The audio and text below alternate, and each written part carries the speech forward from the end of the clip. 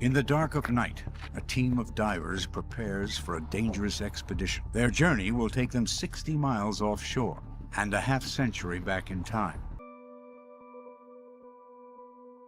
In the shadowy depths of the Atlantic, where sunlight fades and silence reigns, a team of divers embarks on a perilous descent. Their mission? To explore a forgotten relic of war, a sunken vessel cloaked in mystery and lost to time. But as they penetrated the cold, corroded hull, what they uncovered defies all expectations.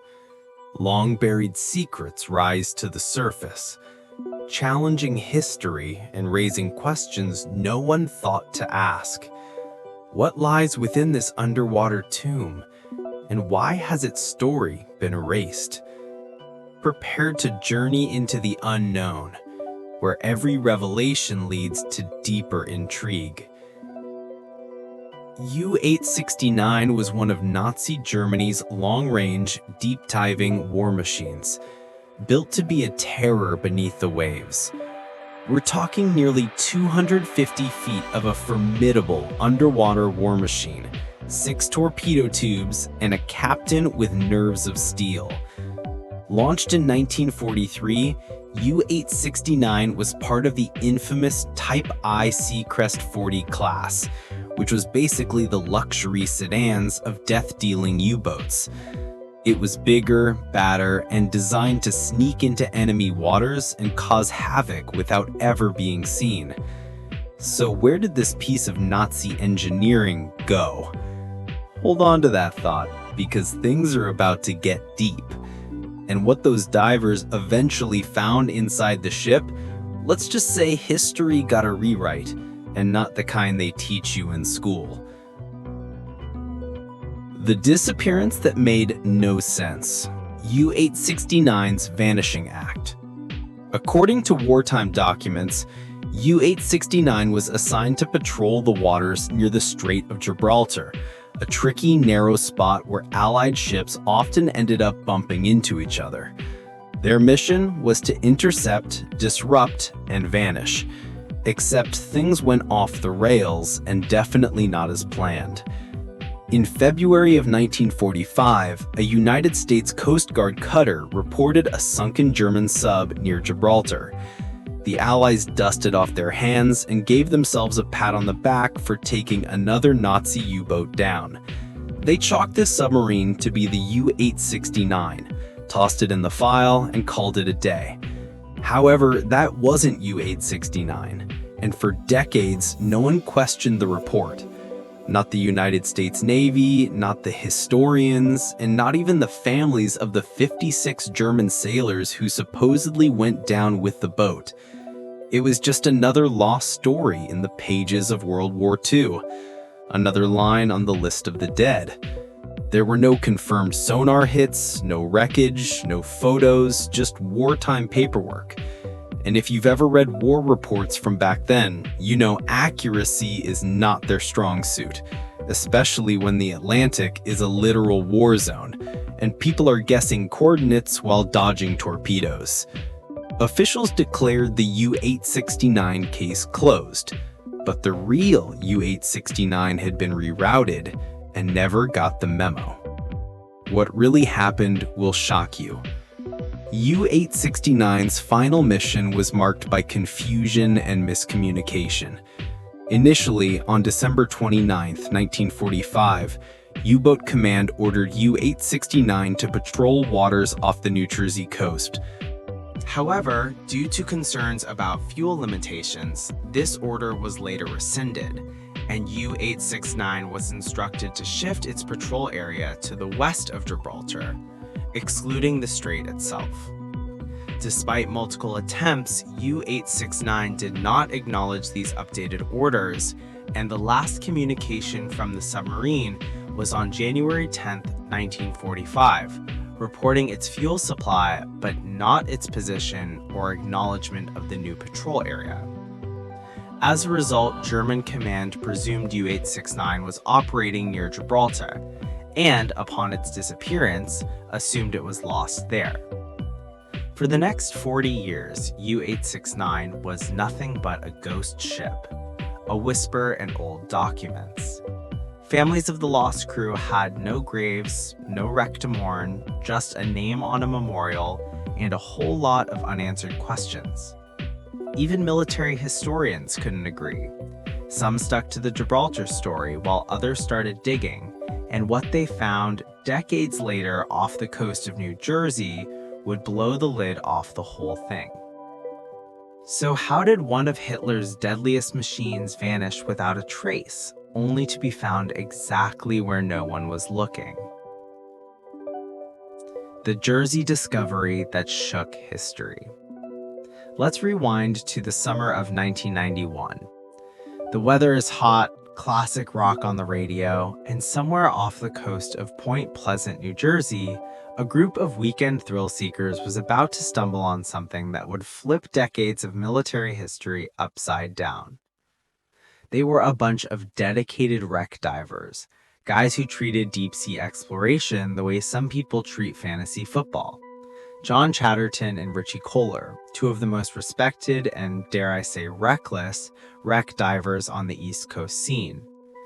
They weren't your average beach bums. These guys were technical divers, which basically means they voluntarily swam into pitch-black, freezing death traps hundreds of feet below the ocean's surface just for fun.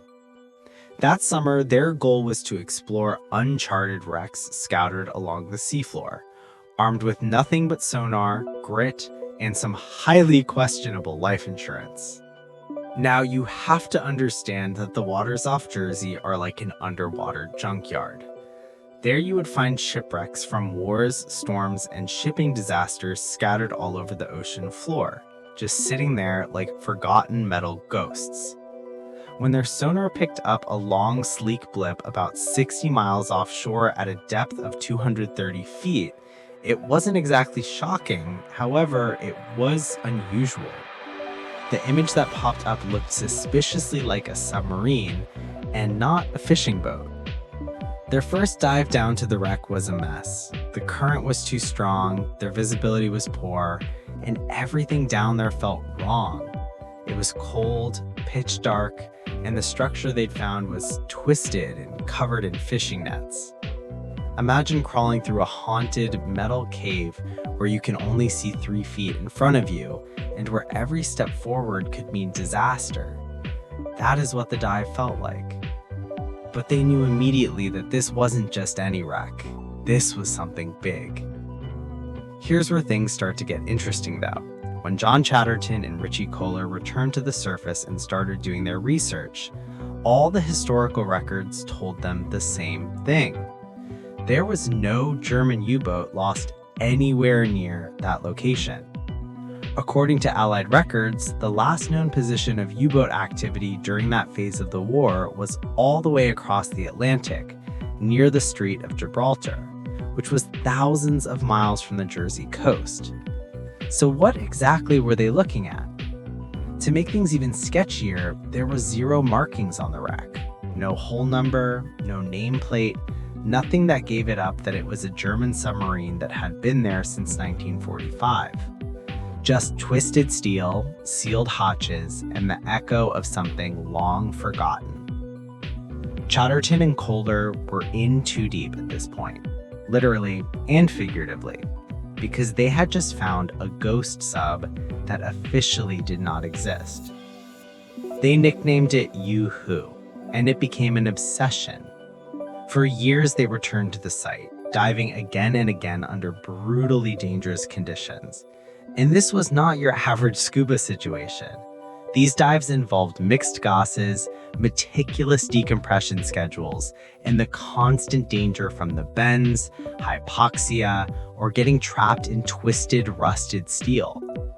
These dives were calculated risks every single time. Slowly but surely, the wreck began to reveal its secrets, starting with gauges labeled in German, then dials in metric, compartments eerily intact, and then came the game changer, a simple tarnished butter knife with the name Horenberg engraved on it. This was when they really kicked into overdrive. With help from naval archives and historians, they traced the name back to Georg Horenberg, a real crew member from the U-869. They had proved the sub was U-869, but that answer only raised more chilling questions. Why was it here? What sunk it? And why had no one been looking in the right place? The knife, the name, and the man who lived. For years, Richie Kohler and John Chatterton had been obsessed with the identity of the wreck they had found off the coast of New Jersey. And while they had suspicions of it being a German U-boat, there were no official records that stated a U-boat ever went down that area. That was until they discovered the butter knife with a name engraved on it. So now, with one butter knife, they had their first tangible clue tying this ghost sub to a real name. And that led them to start cross-referencing more data. They looked at the Deschameg AG Waster shipyard records, the German company that built U-869, and began matching the serial numbers until they found the sub's engine parts with the manufacturer's documents. Every piece that came up confirmed it. This wreck, the one no one could identify for years, was without a doubt the lost U-869, which had gone missing with 56 crew members on board. As the divers were putting the final pieces together, trying to build the full picture of what had happened to the U-boat and its 56 crewmen, they stumbled across something even more shocking. There was one crew member who was supposed to be on board, but wasn't. His name was Herbert Gushevsky, and he had been assigned to U-876 during its final weeks before deployment. He trained with the crew, shared quarters, and memorized the same escape drills, but shortly before the submarine was set to leave port, Herbert came down with a serious illness. That random twist of fate had saved his life. Now, decades later, living a quiet life in Germany, Herbert had no reason to believe his old submarine had ended up anywhere other than the Mediterranean. He, like everyone else, believed the official story, but then Kohler and Chatterton came calling. They reached out to Herbert as part of their research, not even sure if he was still alive. When they found him, Herbert was in disbelief. Everything he'd been told for over 50 years contradicted that, but they showed him photos, items from the wreck, engine parts, and most importantly, the butter knife, the one with Horenberg etched into it, a crewmate he'd known, trained with, and assumed had died somewhere far away in southern Europe. Following this, Herbert confirmed that was the Horenberg he'd served with. He remembered him clearly. That little knife, forgotten in the wreck for half a century, carried with it more proof than any document. And Herbert, now an old man, sat with the realization that he had narrowly escaped a watery grave and that his friends had died somewhere no one had even thought to look. He didn't give interviews, neither did he chase headlines. However, he did stay in touch with the divers, quietly working behind the scenes to help identify other crew members and verify the U-boat's origin from the German side. His memory, his insight, added something no database ever could. Herbert passed away in 2005, never having seen the sealed compartments that would later be uncovered in the sub. Or maybe he knew about them all along and just never said a word. That one thing we'll never know for sure. But what we do know is all it took was a butter knife to unravel one of the greatest underwater mysteries of the 20th century. A simple artifact turned into a key that opened up decades of hidden history, pulled from the depths by two divers who refused to give up. Yes, a butter knife led to the truth, but what lay sealed behind the sub's corroded doors would reveal far more. Inside the ghost submarine, a time capsule of war. When John Chatterton, Richie Kohler, and their crew finally started getting deeper into the wreck of U-869, they weren't just diving into metal, they were diving into memories. The inside of the sub was like walking through a cramped, corroded tomb. Metal walls that once echoed with laughter, arguments, boots clanging across grates were now still, silent, cold, but disturbingly well preserved. Let's start with the crew quarters. The divers found bunks stacked like sardines, barely big enough for a grown man to crawl into. Some of them still had rotting bedrolls in place.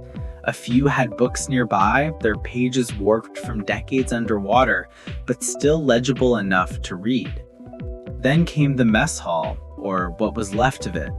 There were plates still on the table, utensils spattered, and one eerily preserved ration tin that looked like someone had just stepped out for a smoke break, except no one ever came back. The air inside felt thick with something unspoken, a kind of emotional residue. These weren't Nazi officers from a history book anymore. They were people.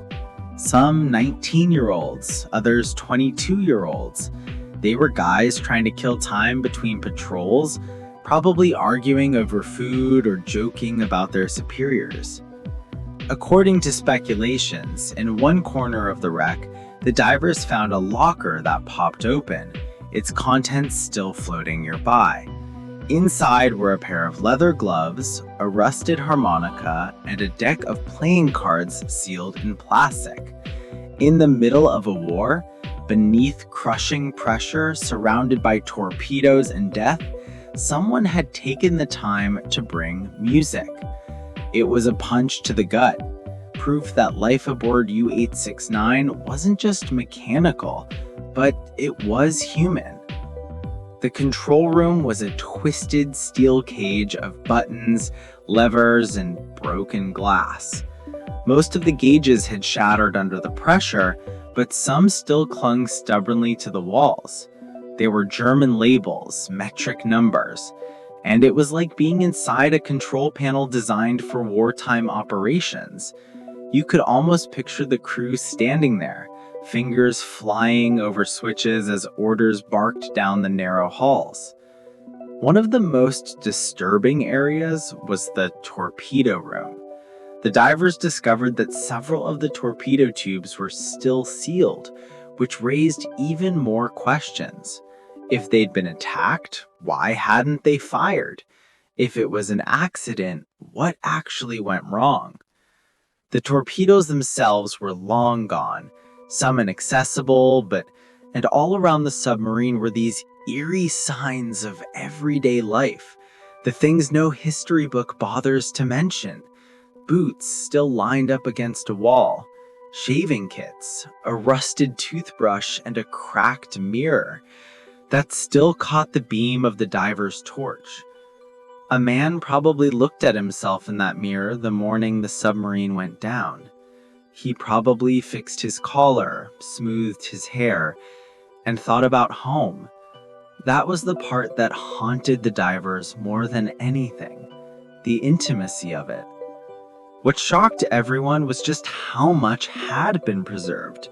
The Atlantic Ocean, as brutal as it is, had kept the wreck sealed like a time capsule. The low oxygen, the cold water, the lack of light, it all created a perfect environment to protect what should have disintegrated decades ago. Rubber seals still clung to locker doors, paper documents, though fragile, were still there. Even some clothing, like uniforms with Nazi insignias and name patches, remained intact. It's hard to reconcile those symbols with the personal items nearby.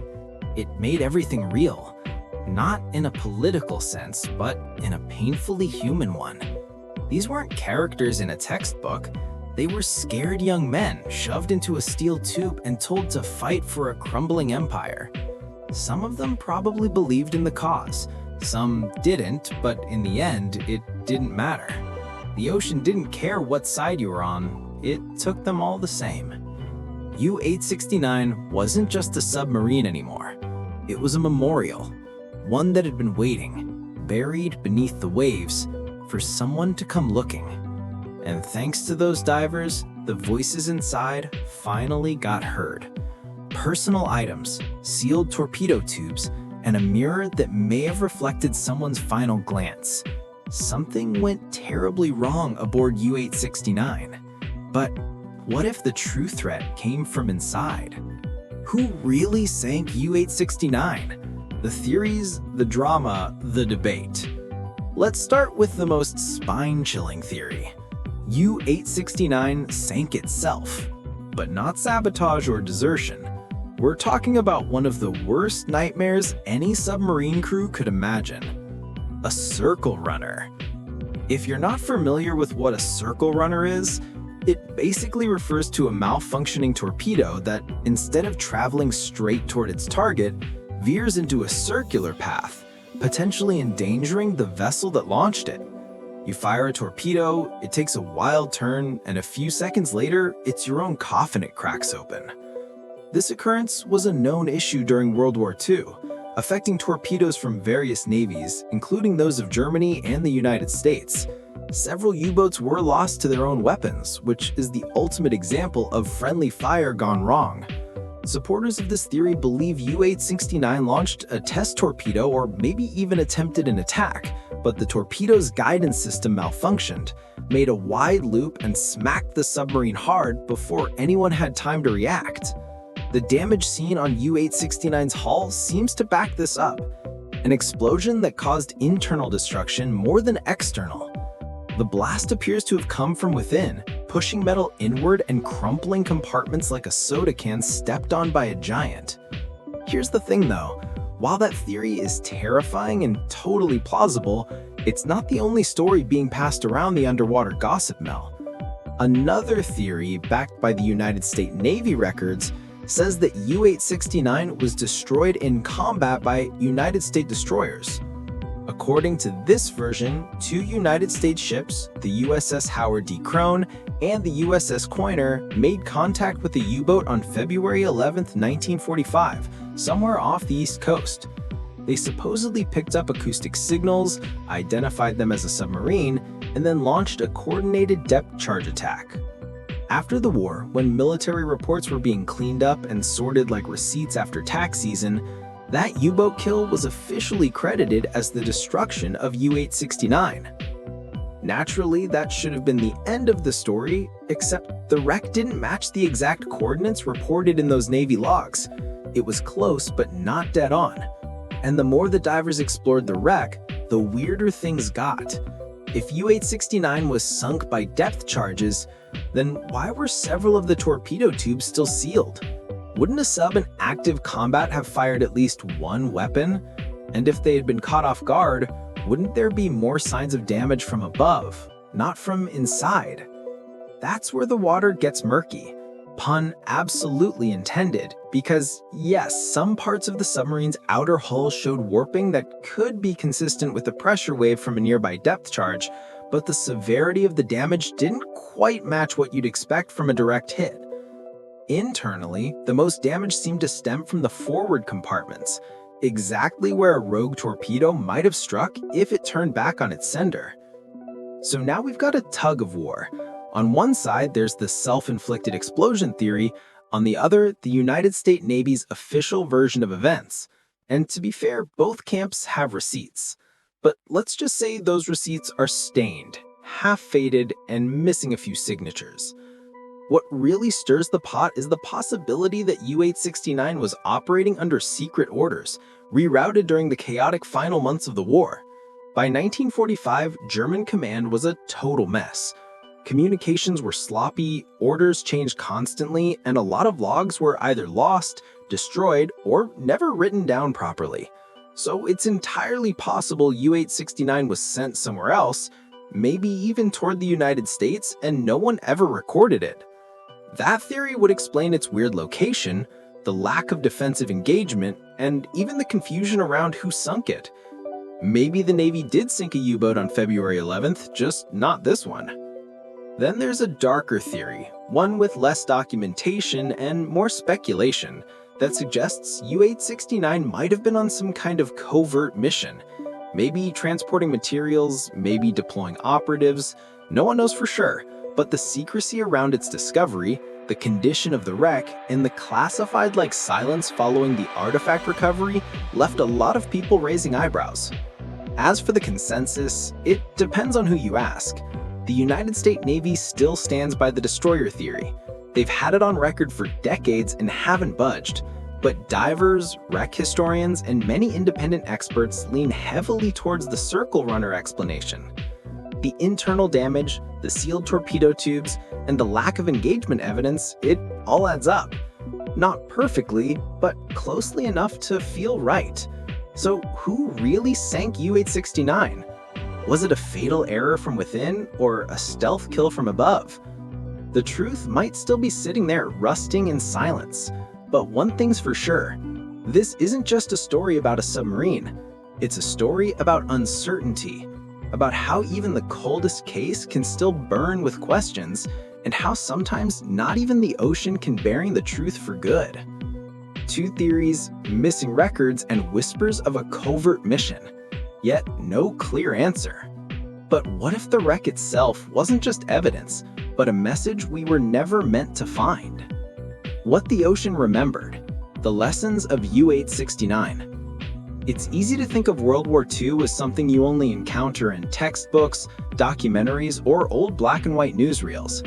It's been nearly a century, and with so much distance between then and now, it's tempting to believe that all the big stories have already been told, that all mysteries have been solved, every hero named, every battle documented down to the last bullet. But then the discovery of U-869 didn't just rewrite a line in some dusty naval report. It challenged the idea that history is ever really complete. Because here was this massive piece of war machinery, lost to time, sitting just a few hours from the Jersey shore, and no one, not the US Navy, not German historians, not even the families of the crew, had any idea it was there. When we finally found it, it wasn't thanks to some government-sponsored expedition with a research grant and a battleship. It was two guys with a boat, a dream, and a dangerous obsession with the truth. That's what makes this story so remarkable. It wasn't about military power or historical prestige. It was about curiosity. Technology definitely helped. Thanks to the side-scan sonar, mixed gas diving, and high-tech mapping software that played a huge role in locating and exploring the wreck. But tech is just a tool. It was human determination that made the discovery possible. It was people like John Chatterton and Richie Kohler spending hundreds of hours risking their lives just to answer the questions on what submarine it was and why it was there. When they finally figured out it was U-869, the story took on a whole new dimension. Because this wasn't just about war anymore. It was 56 young men, barely out of boyhood, sealed in a steel tomb under the Atlantic for 50 years. They had names, families, lives that didn't make it into the history books. The divers didn't just find a sub, they found them. Inside the wreck, everything was still there. The mess kits, the uniforms, the photos, a rusty harmonica. You could see the moments they lived in, frozen in time. It wasn't about the Nazi insignias or the war strategies. It was about what it felt like to be human in the middle of something as massive and unforgiving as World War II. These were guys who probably wanted to go home just as badly as anyone on the other side of the war, and the ocean had held on to their story, just waiting for someone to finally come listen. That's what U-869 reminds us. That war is massive, messy, and so much more personal than we ever want to admit. It's not just tanks, maps, and generals. It's fear, boredom, laughter, and grief all happening in the same moment. And every wreck sitting at the bottom of the sea isn't just a piece of history. It's a message in a bottle from someone who never got to finish their story. Modern technology lets us uncover more of these forgotten voices than ever before. With sonar that can map the ocean floor like Google Earth, and diving equipment that lets humans safely explore depths that used to be suicide zones, we now have the power to go back into the darkest corners of our past and pull the truth into the light. But with that power comes a responsibility to tell those stories the right way. Because let's be honest, the U-869 could easily have stayed lost forever. It's terrifying to think how many other submarines, ships, or even whole units from that war and others that are still sitting somewhere unknown, their stories buried under layers of silt and secrecy. With each one we find, we don't just add to history books, we make history more real, more human. That's why the story matters. Not because it's dramatic, though it is, but because it's a wake-up call. It reminds us that there are always more layers to the past, always more people who didn't get their story told. The discovery of U-869 didn't end with the identification of a submarine. It began a new chapter in how we think about World War II, about naval warfare, and about the lives caught in between. So when you hear about divers finding just an old wreck, remember that wreck might be the resting place of someone who never made it home, without their name making it into the world they left behind. Thanks to people like Chatterton and Kohler, and the technology that helped them along the way, we get to give those stories a second life. We get to remember the people who weren't generals or leaders or famous, just kids in uniforms who followed orders and vanished into the sea. The truth is, the ocean forgets nothing. It keeps every secret, every error, every heartbreak. But now, finally, we have the tools and the will to ask it for answers, and sometimes it answers back. What do you think really happened to U-869? Was it taken down by its own weapon in a tragic twist of fate? Or did Allied forces strike a blow history simply misplaced? Should we keep searching for more wrecks like this, knowing the cost can be so high? Let us know your thoughts in the comments below. And don't forget to like, subscribe, and share. If you enjoyed this video, click on the next video on your screen.